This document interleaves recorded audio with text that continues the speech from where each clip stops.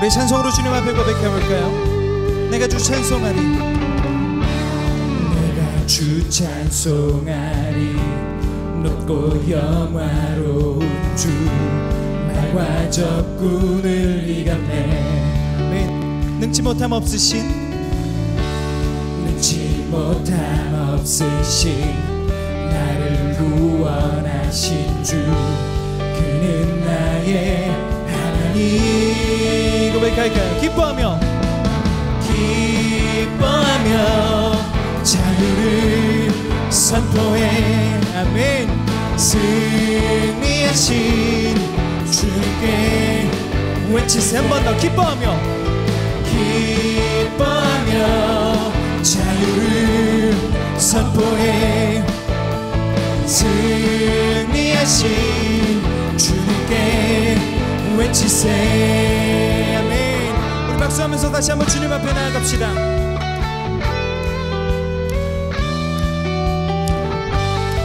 다시 한번 처음부터 고백하며 찬양할까요? 내가 주 찬송하리, 내가 주 찬송하리. 높고 영화로운 주, 말과 적군을 이겼네. 그렇습니다. 우리 주님을 향해서 능치 못함 없으신 나를 구원하신 주, 그는 나의 아멘. 기뻐하며 자유를 선포해. 아멘. 승리하신 주님께 외치세. 한 번 더. 기뻐하며 자유를 주님 앞에 선포해. 승리하신. 한 번 더 고백해볼까요? 기뻐하며 자유를 선포해. 아멘. 아멘. 승리하신 주님께 외치세. 나는 자유해, 나는 기뻐해. 주 안에서 나 뛰놀리. 주님 앞에 고백해볼까요? 주의 성령으로 인하여 나는 자유해, 나는 기뻐해. 주 안에서 나. 우리 믿음의 선포가 되길 소망하며 다시 한번 같이 선포합시다. 나는 자유해, 나는 자유해, 나는 기뻐해. 주 안에서 나 뛰놀리. 아멘. 선포하며 나는 자유해, 나는 자유해, 나는 기뻐해. 주 안에서 나 뛰놀리. 아멘. 고백합시다. 기뻐하며 자유를 선포해. 승리하신 주님께. 한 번 더. 기뻐하며 자유를 선포해. 승리하신 주님께 외치세. 아멘. 우리 계속해서 주님 앞에 박수하면서 주님께 찬양 드리길 원할 때에 우리 안에 성령께서 그 일을 행하심을 믿음으로 선포하며 찬양합시다. 성령이여 내 영혼을, 성령이여 내 영혼을 충만케 하소서. 내 속에 강물이 넘쳐나게. 한 번 더 선포할까요? 성령이여, 성령이여 내 영혼을 충만케 하소서. 내 속에 강물이 넘쳐나게. 고백합시다. 오 성령 하나님, 오 성령 하나님, 날 다시 새롭게 하소서. 채우소서, 채우소서. 내 영혼이 세상 유혹 다 이기고 다시 주를 닮아가도록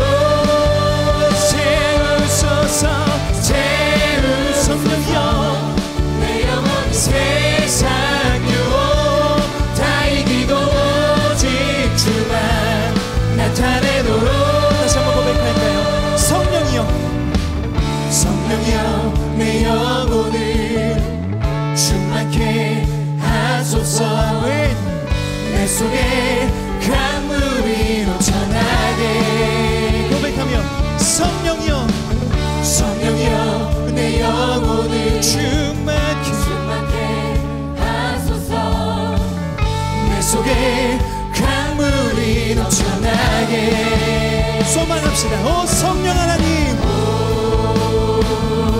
오늘 우리를 새롭게 하시옵소서.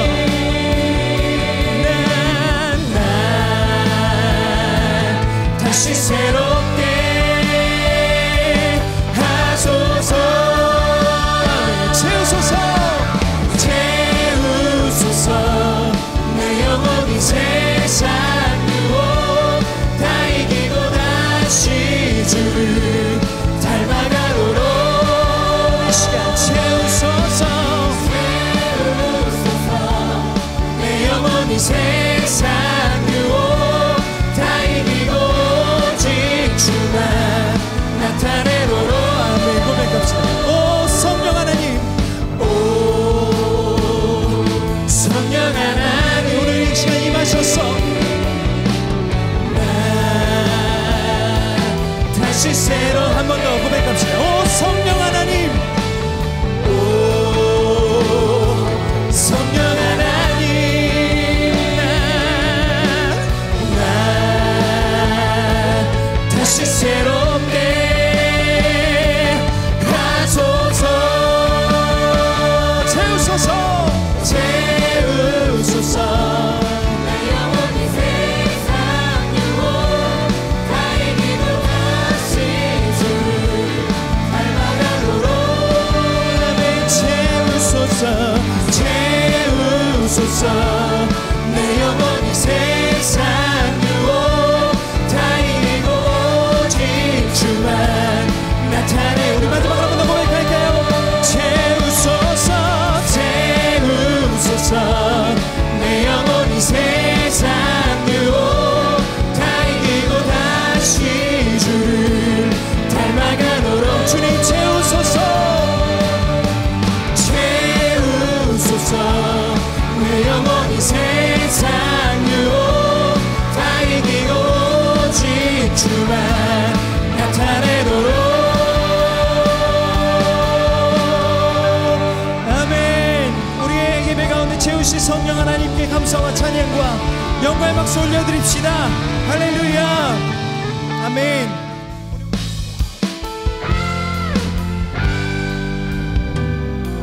예수 나의 좋은 치료자,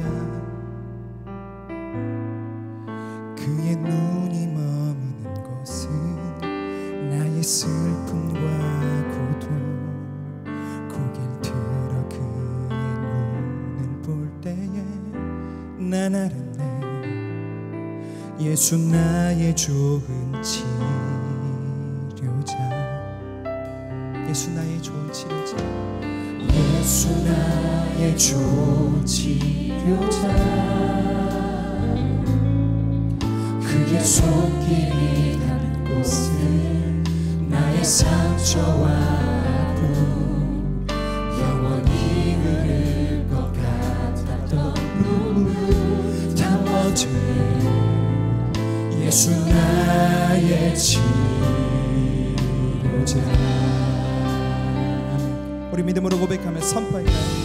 나 노래하리라, 나 노래하리라. 전한 나를 돌아보신 구세주를 찬양해. 하늘 닿는 곳까지 내 손을 들이라. 예수 나의 치료자.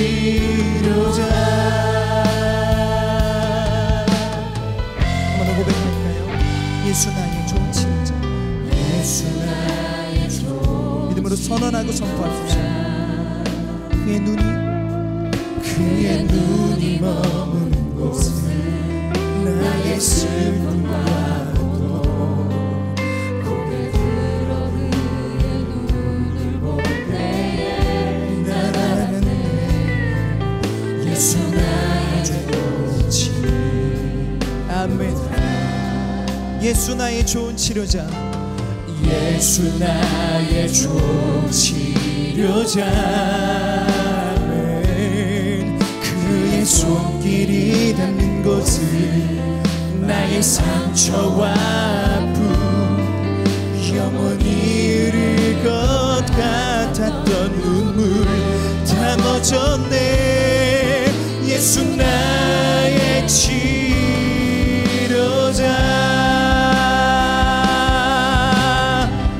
나 노래하리라. 나 노래하리라. 전한 나를 돌아보신 구세주를 찬양해. 하늘 닿는 곳까지 내 손 들리라. 예수 나의 주. 한번 더 이름으로 선포하며 고백할까요? 나 노래하리라. 나 노래하리라. 전한 나를 돌아보신 구세주를 찬양해. 하늘 닿는 곳까지 내 손 들리라. 예수 우리 손을 들어서 우리 주님의 전능하심을 높여드리며 찬양합시다. 나 노래하리라. 노래하리라. 전한 나를 돌아보신 구세주를 찬양해.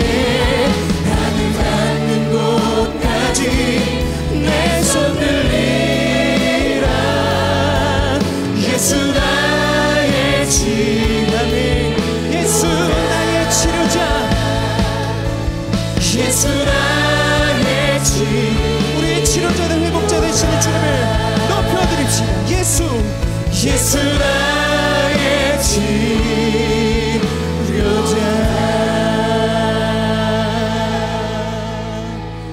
나 노래하리라. 전한 나를 돌아보.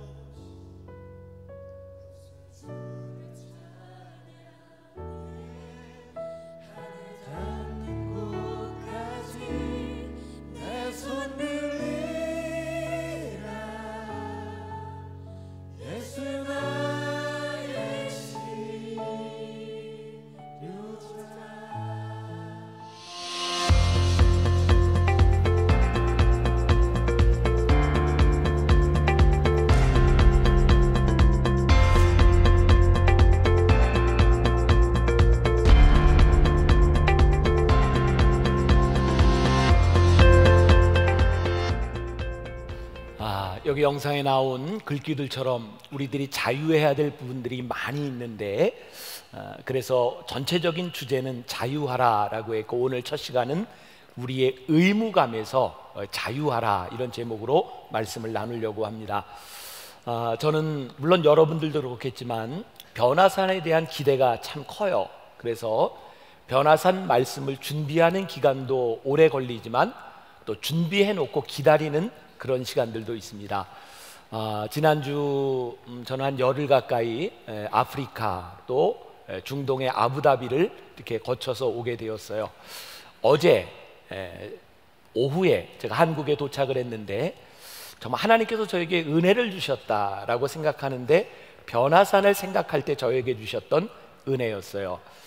금요일에 비행기를 타고 아부다비에서 이렇게 이제 출발을 하게 되었는데, 정말 아프리카는 날씨가 너무너무 좋았어요. 우리 청년들도 이번에 아프리카 단기 선교 갔지만 저녁에는 정말 추워서 이불을 덮고 자야 될 만큼 아프리카는 선선하고 좋았는데, 아부다비는 조금 더웠어요. 낮 기온은 한 47도, 한 48도. 저녁에는 해가 떨어지면 이렇게 좀 선선해져서 한 40도 정도. 정말 내 생에 태어나서 그런 날씨는 처음 정말 경험해 봤어요. 마지막 떠나오는 날은 습기가 차서 정말 잠깐을 밖에 나와서 걷는데 땀이 이렇게 뚝뚝뚝뚝 떨어질 정도로 그런 더위를 이제 경험해 봤는데, 사실은 이 아부다비의 집회는 작년 제가 올 1월에 약속이 되어 있었어요. 그런데 작년 11월에 이제 제가 많이 아팠고 병원에 입원하고 심장 스텐트도 하고 이러는 바람에 약속을 지키지 못할 그런 상황이었는데, 그래도 약속을 지켜야 되겠다 생각해서 제가 아마 태어나서 처음으로 제 돈 주고 비행기를 비즈니스로 끊어봤던 것 같아요. 이제 아부다비 왕복이 이제 비즈니스를 끊고 그리고 이제 아부다비에서 이제 오게 되었는데, 문제는 올 때 나와 일행이 있었어요. 4명인데 제 아내도 있고, 아프리카로 갈 때는 제 아내와 함께 가기 때문에 비즈니스석을 제 아내한테 주고 저는 이제 에코노미를 타고 왔지만, 올 때에는 사람이 4명이나 되니까 어떻게 할 방법이 없는 거예요. 그래서 미안하게 저 혼자 이제 비즈니스를 끊으러 티켓팅을 하러 가는데, 그래서 저하고 같이 가면 짐이라도 빨리 나오니까 4명 다 같이 가서 티켓팅을 이제 하는데, 문제는 예상치도 않았던 문제가 생긴 거예요. 사람들이 너무 오버부킹을 해서 자리가 없다는 거예요. 나만 목사가 아니라 다른 분도 목사님이라 와서 설교를 해야 되는데 큰일 났어요. 제 자리만 있다는 거예요.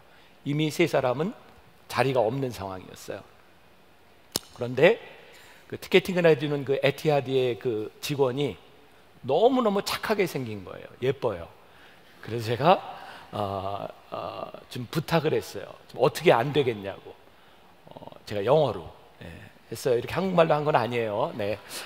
그랬더니 그 여자가 잠깐만 기다려 보라고 그러더니 조금 지나서 저에게 야릇한 미소를 지으며, 자기가 지금까지 여기서 근무하는 동안 이런 일은 처음이라는 거예요. 왜냐하면 표를 다 따로따로 끊었기 때문에, 일행도 아니고 단지 저와 같이 왔을 뿐인데, 저 때문에 3사람을 다 무료로 비즈니스로 업그레이드를 시켜준다는 거예요. 남의 일이니까 뭐 여러분들이 감동이 되겠습니까? 밤 10시 반에 정말 밤새고 와야 되는데 그 사람들이 다 비즈니스로 업그레이드가 돼서 이제 오게 되었어요. 그때 제가 비행기를 타고 올라가면서 저에게 주신 은혜라고 생각한 거예요. 뭐냐면, 하나님, 변화산 시작하는데 저 때문에 3사람이 업그레이드 되는 걸 보면서 우리 교인들 가운데 누구 꽁무니만 잡고 와도 인생이 업그레이드 되는 역사가 일어날 줄 믿습니다. 이런 생각이 막 확 드는 거예요. 역시 저는 목사죠. 그런 데서도 이런 일을 생각하게 되고, 정말 저에게 그런 기대감이 있어요. 여러분들 가운데 한 번도 경험해보지 않은 사람이 있을 수도 있어요. 새벽 예배 나와보지 않은 사람이 있을 수도 있어요. 누구 때문에 누구를 붙잡고 나오든 여러분들이 그 사람 때문에라도 여러분들의 인생의 변화와 여러분들의 삶의 자유함을 경험하는 역사가 있기를 주님의 이름으로 다시 한번 축복합니다. 그래서 변화산을 기대하며 제가 말씀으로 들어가는데, 한 가지 실험을 해볼게요. 우리 특히 이쪽에 있는 우리 히즈 멤버들, 지금 머릿속에 숫자 하나만 생각하세요.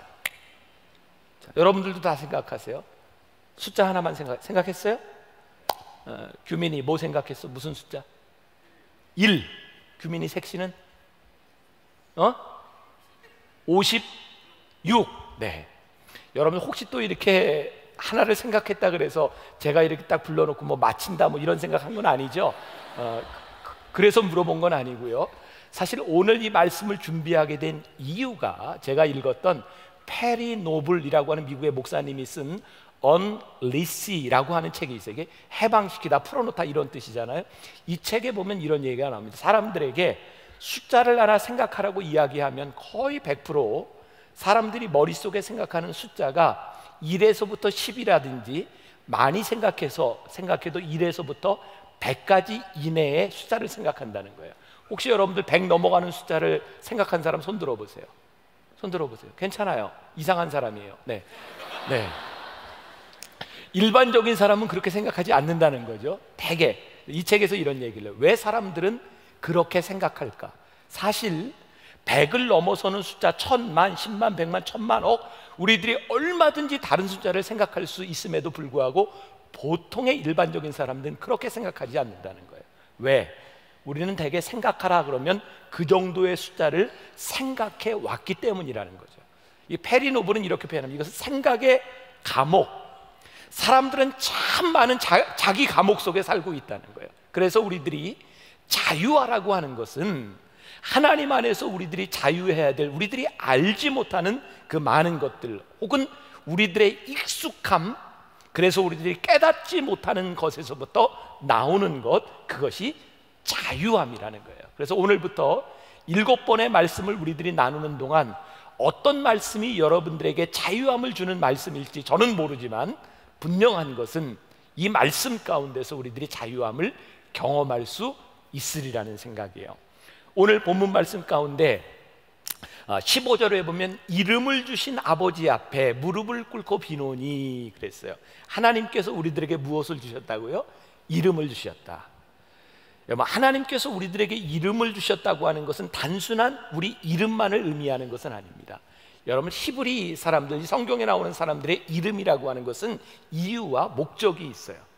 그러니까 하나님께서 우리들에게 이름을 주셨다라고 하는 말은 우리들의 이름을 향한 하나님의 뜻이 있어요.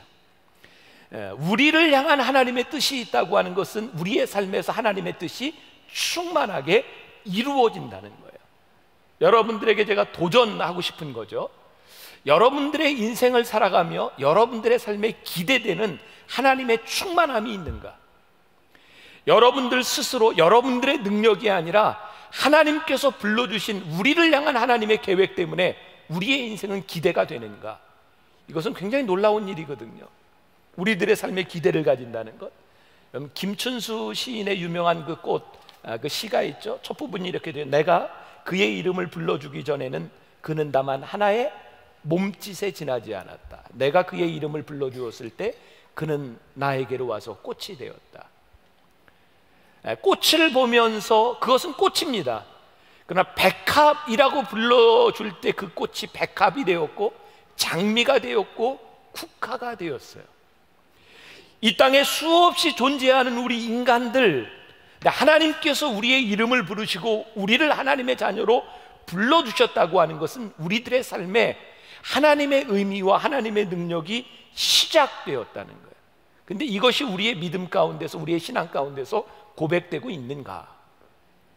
오늘 본문 말씀 16절에 그의 영광의 풍성함을 따라 그의 성령으로 말미암아 너희 속사람을 능력으로 강건하게 하여. 말이 어려운 것 같지만 간단해요. 하나님의 풍성하심 가운데서 우리의 속사람을 강건하게 하신다는 거예요. 하나님의 풍성함은 우리들과 관계없는 것이 아니라 우리를 능력 있게 만들어 주신다는 거예요. 문제는 뭐예요? 하나님의 풍성함이 우리들 속에서 경험되느냐는 거죠. 하나님께서 우리를 부르셨다. 저는 사람들이 만드는 어떤 기계, 하나님이 우리를 창조하셨을 때 이건 조금 다른 차원의 문제라고 생각하는데, 여러분들은 어떤 전자기기든지 뭐 컴퓨터든지 핸드폰이든지 여러분들 사면 제일 먼저 뭐를 봐요? 매뉴얼을 보잖아요. 기계는 매뉴얼을 보고 하라는 대로 하면 움직여지는 겁니다. 근데 하나님은 우리를 매뉴얼로 움직이는 존재로 만드시지 않았대요. 그럼 어떻게? 우리의 이름을 부르셨어요. 이게 무슨 말이냐면 매뉴얼대로 움직여지는 우리의 인생이 아니라 하나님께서 우리를 불러주심으로 인하여 이제 우리의 인생이 시작되는 거예요. 어떻게? 풍성하게. 지금까지 여러분들이 살아왔던 인생과는 다른 더 풍성한 일들이 우리들 가운데 일어나고 있어요. 우리들이 오해하는 게 있어요. 오늘 제가 말씀의 제목을 의무에서 자유하라 라고 했는데, 우리는 하나님을 믿으면 우리들에게 의무가 있다고 생각해요. 여러분들이 생각하는 의무는 뭘까요? 내가 하나님을 믿는 순간 내가 주의를 잘 지켜야지, 혹은 여러분들이 11조, 뭐 감사헌금, 아니면 또 여러분들이 회사 생활하는데 내가 술, 담배, 여러분들이 지켜야 될 많은 것들을 생각해요. 그래서 언제부터인가 우리들이 하나님을 믿으면서 하나님이 우리를 불러주셨다고 하는 자유함보다는 하나님이 우리를 부르심으로 인하여 내가 해야 될 의무 가운데 살아가기 시작해요. 참 이상하죠? 하나님은 풍성한데 우리의 삶은 풍성하지 못해요. 하나님은 우리를 기쁨으로 부르셨는데 우리의 삶은 기쁘지 않아요. 신앙은 풍성한 일인데 신앙이 우리를 오히려 곤고하게 만들어요. 그런데 우리들의 성경을 통해 보는 것은 우리 주님께서 이 땅에 오셔서 누군가를 부르셨을 때, 예수님의 제자들을 부르셨을 때 부르시면서 네가 지켜야 될 목록은 이런 것이란다 리스트업을 하지 않으셨다는 거예요. 우리 주님은 단지 우리를 부르셨고, 주님이 우리들에게 원하는 것은 동행하심이에요. 우리들이 주님과 함께 동행하다 보면, 우리들의 삶의 변화가 일어나다 보면 우리의 삶 가운데서 해야 될 일과 하지 말아야 될 일들이 생겨져요. 그때 그것은 우리들에게 자유함이지만, 우리들이 하나님과 동행하는 것이 목적이 아니라 하나님과 동행하려면 이것을 지켜야 된다고 생각하면 우리는 의무감에서 헤어나오지 못해요. 정말 불행한 것은 많은 이 땅의 크리스찬들이 자유함을 느끼기보다는 의무감에서 헤어나오지 못한다는 거예요. 이번 변화산을 통해 우리들에게 주는 도전이 뭐예요? 우리의 신앙은 의무감이 아니라 주님과 함께 동행하는 일이고, 내가 지켜야 될 것 때문에 힘들어하는 신앙이 아니라 주님과 동행하는 일 때문에 내가 해야 될 일이 생길 때 우리는 자유함 가운데서 우리의 신앙을 지켜갈 수 있게 되는 거죠. 여러분, 구약에 있는 인물 가운데 이스라엘 백성들이 가장 존경하는 사람 하나를 들라 한다면 아마 다윗을 들 겁니다. 우리가 아는 것처럼 다윗은 목동이었던 소년 시절에 기름 부음을 받아요. 사무엘을 통해서 다윗의 머리 위에 기름을 붓습니다. 자, 다윗이 기름 부음을 받을 때 그가 뭐였다고요? 더워도 대답하세요. 뭐였다고요? 목동이었어요. 근데 여러분들, 기름 부은다라고 하는 것은 무슨 뜻일까요? 왕이 된다는 거예요. 자, 사무엘을 통해서 다윗에게 기름을 부어주셨는데 다윗은 뭐였다고요? 목동이었다고요. 자, 중요한 일입니다. 하나님께서 다윗을 부르실 때 하나님은 다윗의 포지션을 보고 부르신 것이 아니에요. 왕으로 삼으실 때 왕이었던 다윗에게 기름을 부으신 것이 아니라 목동이었던 다윗에게 기름을 부으셔서 내가 왕이 될 것이다 라는 하나님의 기대를 주셨어요. 우리는 흔히 착각하는 게 있어요. 하나님과 우리의 관계 속에서 우리들이 신앙생활을 하고 우리들이 하나님의 뜻을 이룬다고 할 때 우리는 우리의 포지션을 생각해요. 그것은 세상적인 지위일 수도 있고 우리의 능력일 수도 있고 돈일 수도 있어요. 하나님은 그것을 보고 우리를 부르신 것이 아니라는 거예요. 다윗이 하나님 앞에 부르심을 받고 기름 부음을 받았을 때 그는 왕이 될 사람이었지만 다윗은 당시의 왕이었던 사울과 비교하지 않아요. 우리를 정말 비참하게 만드는 일은 뭐냐면 우리들 속에 일어나는 비교의식이죠. 다윗은 비교하지 않아요. 비교하지 않았다는, 그가 거기에서 자유로웠다는 증거는 그가 기름 부음을 받았지만 왕이 되기 전에 왕이었던 사울을 죽일 수 있는 기회가 왔을 때에도 다윗은 사울을 죽이지 않습니다. 사울을 죽이면 그가 더 빨리 왕이 될 수 있었지만 그는 서두르지 않습니다. 왜냐하면 다윗이 깨닫게 된 것이 있어요. 하나님이 나를 부르시는 순간부터 나는 누구와 비교의 대상이 아니라 하나님으로부터 부르심을 받은 나 자신에 대한 가치를 가지기 시작한 거예요. 놀라운 일입니다. 여러분들의 삶에 여러분들을 부르신 그 부르심에 여러분들이 가치를 가지기 시작하면 여러분들은 존귀해집니다. 그리고 여러분들은 자유합니다. 왜? 누구와 비교되지 않기 때문이죠. 뭐 이런 좋은 예가 될지 모르겠어요. 제가 만나교회 담임 목사예요. 우리 교회에는 60여 명이 넘는 교역자들이 있어요. 우리 청년부에도 담당 목사님이 정삼위 목사님이지만 대개 교회에서 일어나는 일 가운데 내가 정삼위 목사님한테 시키는 일이 많을까요? 정삼위 목사님이 나한테 시키는 일이 많을까요? 생긴 거와 전혀 관계없어요. 내가 담임 목사이기 때문에 정삼위 목사님을 불러서 무슨 일을 좀 하라 하고 이야기할 때가 있어요. 그런데 제가 정삼위 목사님이 다 수용할 수 있는 것만 이야기하는 게 아니라 어쩌면 정삼위 목사님이 할 수 없는 일을 제가 얘기할 때도 있을 것 같아요. 그런 때에는 제가 왜 그런 일을 시킬까요? 미워서? 골탕 먹이려고? 아니에요. 만약에 여러분들의 청년 목사님이 제가 얘기하는 것을 이해할 수 없고 그의 능력에 지나치는 것일지 모르지만 시키는 나에게는 그것을 생각하고 있어요. 이렇게 하면 내가 더 힘을 실어주고 내가 더 도와주면 이런 길을 통해서 될 수 있다고 생각하죠. 그러나 일을 부여받는 사람이 그것을 생각하지 못한다면 그 부르심 가운데 자유함이 없어요. 왜? 내 능력으로는 그게 되지 않기 때문이에요. 우리가 하나님을 믿는다고 하면서 우리들이 하나님의 백성으로 불리움을 받았다고 하면서 우리들이 많은 부분에서 우리들이 자유함을 잃어버리는 이유는 하나님을 아는 지식에서 우리들이 부르심을 받는 것이 아니라 우리들의 지식 가운데서 부르심을 생각하기 때문이에요. 여기까지 이해가 되셨어요? Are you with me? 여기까지 이해가 된 거죠? 그래서 오늘 성경 말씀에 보니까 본문 중에 이런 표현이 있어요. 지식에 넘치는 그리스도의 사랑을 알고.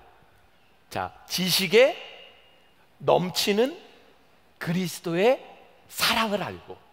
사도 바울이 에베소 교인들을 향해 말하는 얘기예요. 너희들이 너희 지식에 넘치는 하나님의 사랑을 알았으면 좋겠다는 거예요. 그리고 19절에 가서 보면 그 너비와 길이와 높이와 깊이가 어떠함을 깨달아. 여러분, 사도 바울의 지금 이렇게 막 가슴 아픈 마음이 이렇게 여러분들 느껴지세요? 교인들을 바라보며 안타까운 거예요. 야, 너희들이 너희 지식에 넘치는 그리스도의 사랑을 좀 알고 그 하나님의 넓이와 깊이 이걸 좀 알았으면 좋겠다는 거예요. 시편 기자가 이야기했던 것처럼 야, 너희들이 하나님을 좀 맛보아 알았으면 좋겠다. 여러분, 하나님을 아는 지식, 우리의 믿음의 자유함은 여러분들이 하나님을 믿는다 여기에서 오는 것이 아니라 여러분들이 믿는 하나님을 얼마나 아느냐, 여러분들이 그분에 대한 뛰어난 여러분들을 넘어서는 그 지식을 여러분들이 가지고 있는가. 그래서 사도 바울이 처음 예수님을 만나던 때, 그 사도 바울이 예수 믿는 사람들을 잡아 죽이려고 말을 타고 다메섹 도상으로 가고 있을 때 거기서 주님을 만나요. 빛 가운데 사도 바울이 눈을 멀어요. 사도 바울이 묻습니다. 주님, 당신은 누구십니까? 그때 예수님께서 내가 핍박하고 내가 죽이려고 하는 예수다. 성경에 보면 또 나다나엘이라는 사람이 요한복음에 나오고 있는데, 나다나엘이 예수님께 와서, 그는 아주 신실한 사람이었어요. 근데 예수님께서 나다나엘에게 내가 옛날에 네가 무화과 나무 아래 있는 것을 보았다. 그 말에 나다나엘은 주님을 고백해요. 요한복음 4장에 가서 보면 예수님을 만났던 사마리아 우물가의 여인이 있어요. 예수님이 여인을 만나서 이렇게 얘기해요. 여인아, 내 남편을 데려와라. 그랬더니 여인이 난 남편이 없습니다. 예수님이 말하죠. 그래, 내 말이 옳다. 내가 3번 4번 그렇게 남편을 바꿔보았지만 그 남편이 지금 있는 남편도 내 남편이 아니구나. 참 이상하죠. 어쩌면 아픔이고 가장 부끄러운 부분일지 모르는데 그 과거를 아시는 주님 앞에서 여인이 무릎을 꿇고 주님을 고백해요. 여러분, 우리의 과거를 아시는 주님, 그분을 우리들이 고백하게 될 때 우리의 미래도 그분께 우리들을 맡길 수 있어요. 그래서 우리가 주님을 아는 순간 그 다음부터는 내가 무엇을 할 수 있을까, 이것이 문제가 되지 않아요. 그럼 무엇이 문제가 될까요? 내 삶에 주님이 원하시는 것이 무엇일까? 우리들의 삶에서 내가 무엇을 할 수 있을까라고 생각할 때 우리는 부자유한 부분들이 참 많아요. 왜? 우리는 모자란 부분이 많기 때문이죠. 그러나 주님이 나의 삶의 주인이 되실 때 주님이 원하시는 것이 무엇일까를 생각할 때 그분은 그분의 능력으로 우리들의 삶에서 이루실 수 있는 분이죠. 여러분, 그리스도인이 무엇인가요? 그리스도인은 누구의 사람인가, 이것이 중요한 거죠. 하나님께서 우리를 불러주셨을 때 우리의 삶의 미래에 대한 특별한 설명이 필요 없어요. 왜? 하나님은 우리의 삶을 풍성하게 만들어갈 분이시기 때문에 그래요. 자, 여러분들은 하나님의 자녀로 불리움을 받는 순간 여러분들의 삶에 어떤 기대가 있어요? 저는 어느 날 깜짝 놀랐어요. 내가 50이 넘은 것에. 나는 50 안 넘을 줄 알았어요. 난 정말 아직도 마음은 청춘이에요. 그래서 얼마 전에도 라켓볼을 하는데 큰일 날 뻔했어요. 왜냐하면 내 마음은 절로 가는데 발이 안 가서 넘어졌어요. 참 이상해. 사람이 나이를 먹더라고요. 나도 50이 넘었어요. 그렇게는 안 보이죠? 50이 넘었어요. 근데 아직도 내 마음엔 기대와 꿈이 있어요. 왜? 내 마음에 주신 꿈이 있기 때문에 그래요. 우리를 자유하게 하는 것은 나이도 건강도 그 어떤 것도 아니에요. 우리의 삶을 풍성하게 하시는 하나님의 은혜가 우리들 가운데 있는가. 하나님이 아브라함을 부르셨어요. 왜 아브라함을 부르셨을까? 그리고 아브라함을 통해서 이스라엘 자손들을 애굽에 들어가게 하시고 430년 동안 애굽에서 그 백성이 자라게 하시더니 그 이스라엘 백성을 출애굽시키셨어요. 왜 그러셨을까? 이스라엘 백성이 40년 광야를 지나는 동안 그들이 하나님의 마음에 꼭 드는 일을 한 것이 아니라 그들은 하나님을 배반했고 반역했고 우상 숭배를 했는데 하나님은 그들을 그냥 놔두시지 않았어요. 왜 그러셨을까? 하나님이 여러분들을 부르셨어요. 아무리 생각해 보아도 내가 다른 사람에 비해서 하나님께 불리움을 받아야 될 이유가 없는 것 같아요. 이것은 내 논리로도 누군가의 상식으로도 이해가 잘 되지 않는 것 같아요. 근데 중요한 것은 하나님이 우리를 부르셨대요. 우리의 이름을 불러주셨대요. 내일 새벽에 이 말씀을 이제 이어서 하게 될 텐데 우리들에게 이해가 잘 되지 않아요. 우리 청년들은 아마 대부분 암살이라는 영화를 봤을 것 같아요. 거의 다 봤죠? 네. 내가 오늘 청소년부 설교하는데 내가 이 암살 이야기를 했다가 애들이 막 그 얘기 했다고. 목사님 그거 얘기하면 어떻게 되냐고. 자기들 봐야 되는데. 그래서 제가 얘기하고 그랬어요. 너희 안 봐도 된다. 내가 그래. 안옥은 빼고 다 죽어. 다 죽으니까 그냥 그렇게 알아. 영화 보지 마. 암살 영화 봤죠? 안 본 사람은 보지 마세요. 안옥균 빼고 다 죽어요. 자, 여기에 주인공 안옥균, 여자 배우 이름이 전지현, 그리고 남자 주인공 하정우. 하정우의 거기 배역 이름은 하와이 피스톨. 안 본 거야? 이거 미안하네. 다 죽어. 안옥균 빼고.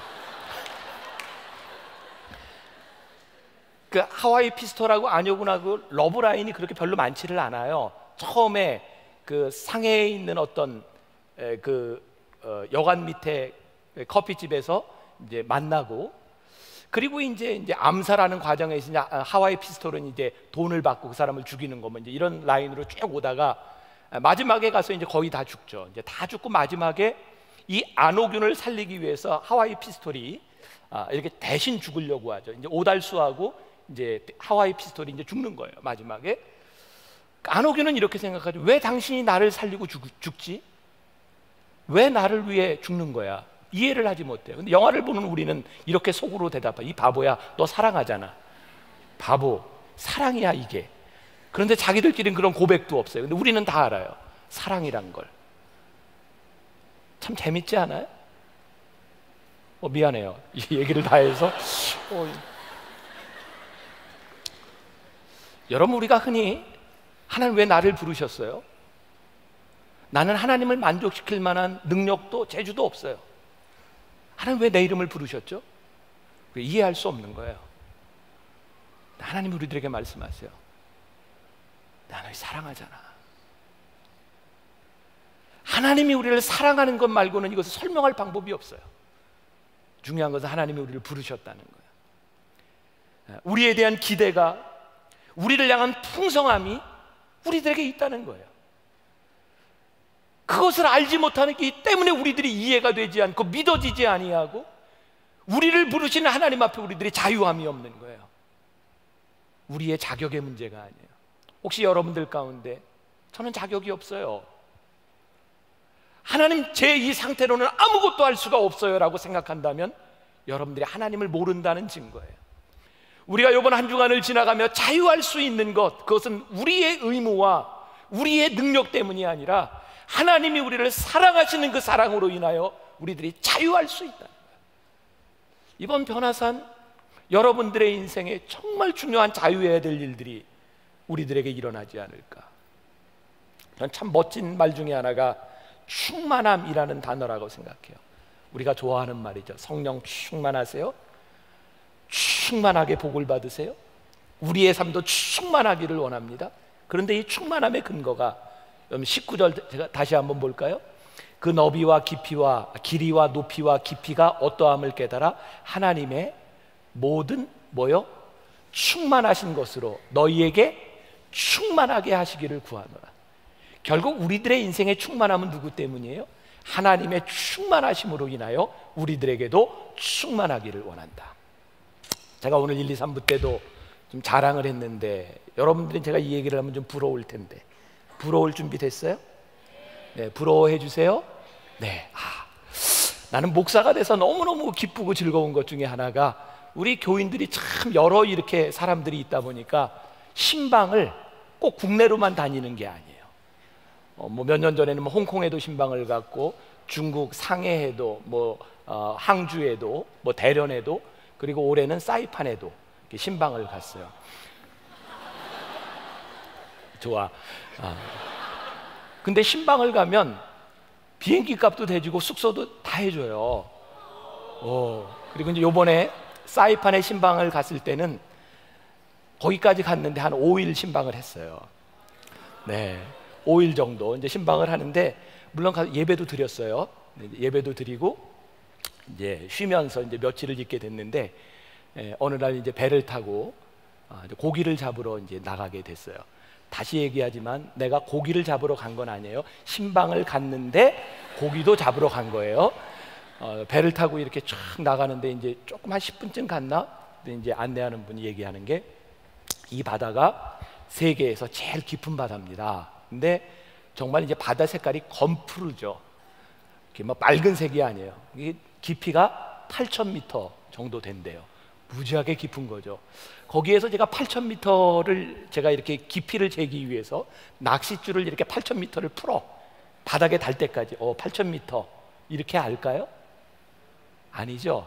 얼마나 깊은가 돌을 하나 이렇게 해서 딱 던지고 떨어지는 소리 계산해서 8,000m는 이렇게 할까요? 아니요. 그때는 그냥 이렇게 표현을 하죠. 무지하게 깊네. 그냥 무지하게 깊은 거예요. 8,000m 무지하게 깊어요. 여러분 충만하고 오늘 하나님에 대한 부요함 깊이 사도 바울이 알았으면 좋겠다는 그 의미가 뭔지 아세요? 너희들이 재서 알 수 있다는 것이 아니에요. 근데 너희들이 깨달아 알기를 원한다. 얼마나 충만한지. 너희들이 깊이를 잴 수 있다는 것이 아니에요. 근데 내가 너희들이 알기를 원하는데 하나님 아버지의 충만하심을 너희들이 알았으면 좋겠다. 그것을 너희들이 고백했으면 좋겠다. 제가 예를 든다면 제가 올해 미국에 제가 이사로 있는 학교 회의를 갔을 때 우리 아들을 만났어요. 고등학교를 한국에서 마치고 대학을 미국에서 다니는 4년 동안 참 열심히 공부했대요. 자기가 하는 말로. 그리고 뭐 학교에서 공부도 열심히 해서 성적도 잘 받고 졸업할 때 이렇게 상도 2개 받고 물론 제가 보지는 못했어요. 자기도 졸업식에 안 갔으니까. 그래서 아무튼 뭐 그랬대요. 잘했대요. 열심히 했대요. 그러니까 아버지 내가 얼마나 열심히 했는지 아냐고. 그래 너 열심히 했다. 수고했다. 근데 이제 대학원을 들어가면서부터는 정말 이제 너 알아서 좀 독립했으면 좋겠다 해서 일도 하고 장학금도 90% 이상 받고 이제 알아서 이렇게 이제 공부를 해요. 근데 아빠의 마음이 공부하고 있는 아들을 보면 이렇게 좀 마음이 그렇게 뭐라고 표현할까? 뭐 젊으니까 살기는 살겠지만 애틋한 마음이 있잖아요. 그리고 네가 젊을 때 고생해야 된다라고 이야기하면서 너 어렵고 힘들지만 이 시간을 잘 지내라고 이야기하지만 도와주고 싶은 아빠의 마음이 있는 거잖아요. 그래서 이번에 갔더니 핸드폰이 이제 오래됐어요. 갈 때가 됐는데 자 그래서 아빠가 새로 사줄게 가자. 그냥 핸드폰 샵에 갔더니 핸드폰 종류가 진짜 많은데 갤럭시 6 엣지 앞에만 있는 거예요. 종류가 많은데 그래서 그래 이거 사라. 그랬더니 얘가 굉장히 의외인 거죠. 진짜 사도 돼요? 네, 사.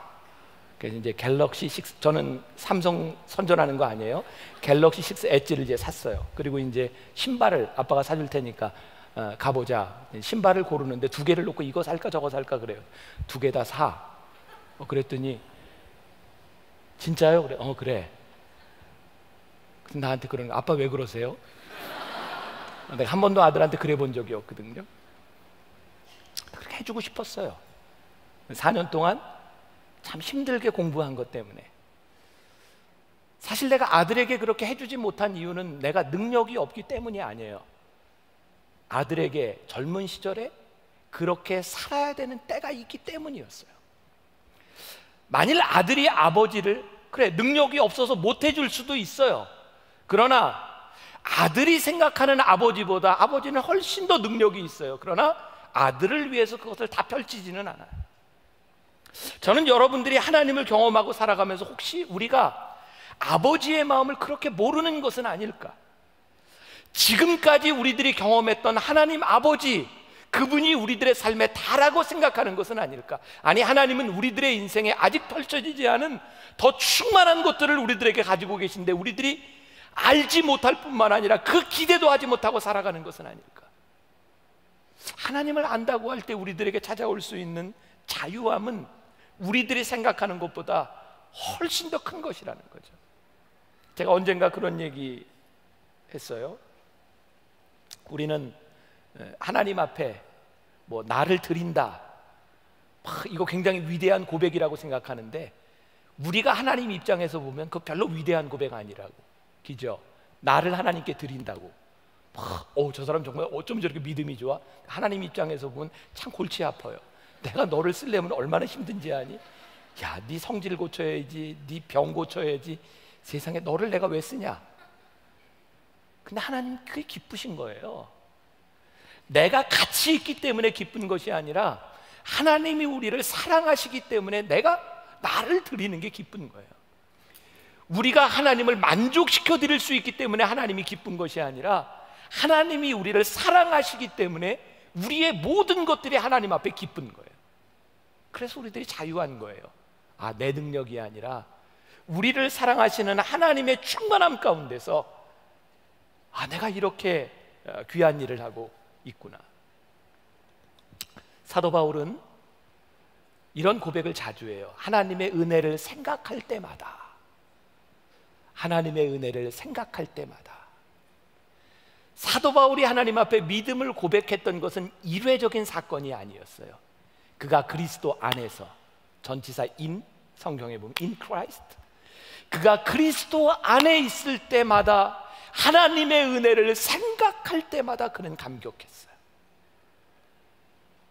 우리들에게 찾아오는 자유함, 여러분들이 그리스도 안에서 하나님의 은혜를 생각할 때마다 나의 자격이 아니라 나를 부르신 하나님으로 인하여 우리들에게 찾아오는 것. 그래서 우리들이 하나님 앞에 예배드리는 것은 우리의 의무가 아니에요. 우리의 기쁨이에요. 우리들이 변화산에 와서 기도하는 것이 내가 적어도 하나님을 믿는 청년이기 때문에 의무감으로 오는 것이 아니라 그 기도가 기쁨이기 때문에 찾아올 때 우리들에게 자유함이 있어요. 지난해 벌써 우리를 다 잊어버렸을지도 몰라요. 에어 아시아, 작은 비행기 회사에서 1년 동안 비행기 3대가 추락했잖아요.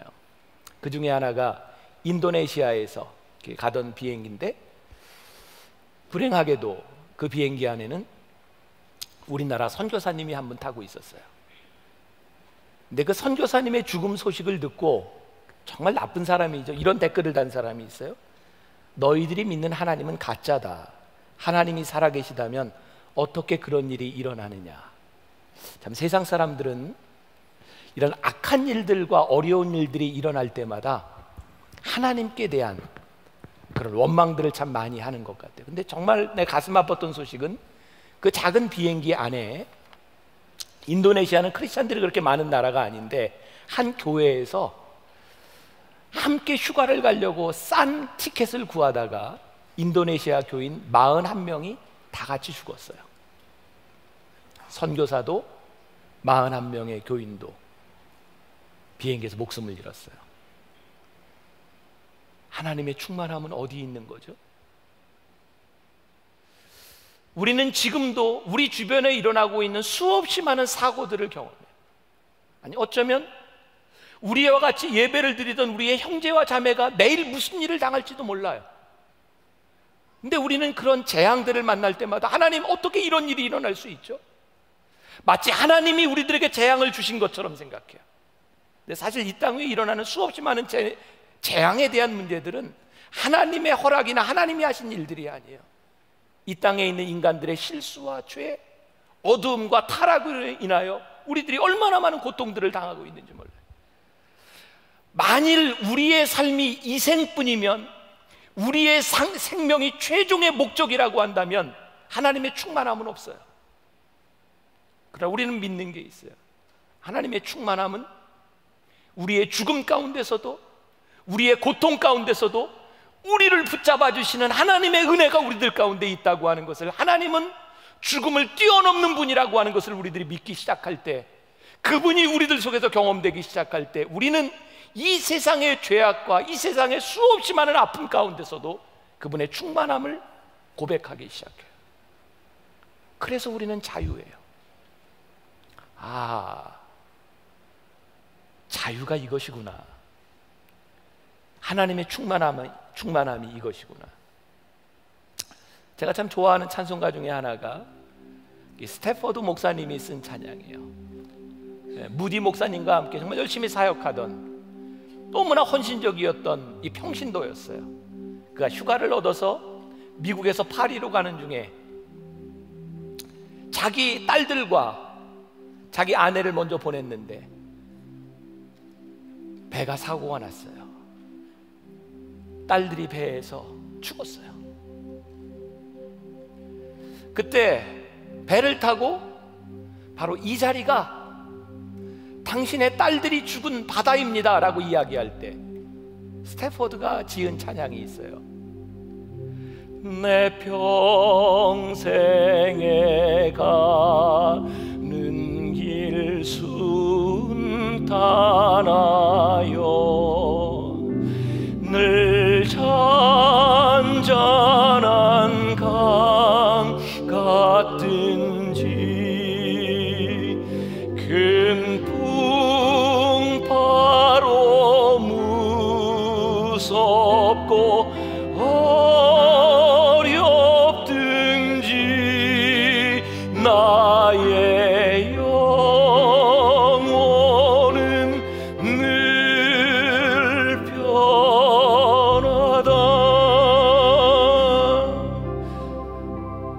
내 영혼 평안해.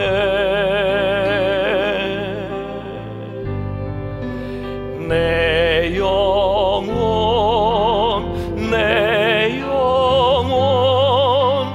평안해. 내 평생에 가는 길 순탄하여 늘 잔잔한 강 같든지 큰 풍파로 어렵든지 내가 평안한 것은 하나님 때문입니다. 여러분들이 이번 변화산을 통하여 여러분들의 인생의 자유를 선포할 수 있기를 간절히 소원합니다. 외로움의 감옥에서, 죄책감의 사슬에서, 의무감의 짐에서 여러분이 나올 수 있기를 간절히 소원합니다.